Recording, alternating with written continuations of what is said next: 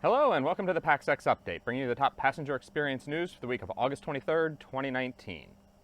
Qantas surprised the market this week by announcing its intentions to operate a few Project Sunrise flights earlier than expected.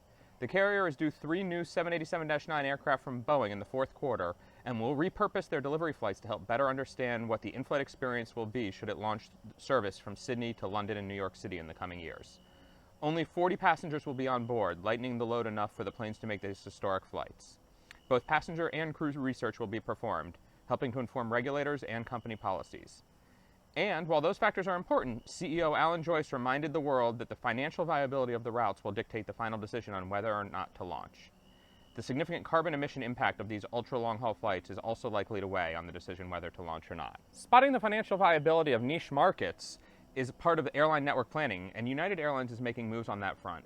The carrier's high-J configuration 767-300s carry far more premium seats than the typical layout, making them ideal for routes where either business or premium leisure traffic is strong. Heathrow is always a candidate for such, but there are less obvious places it can work too.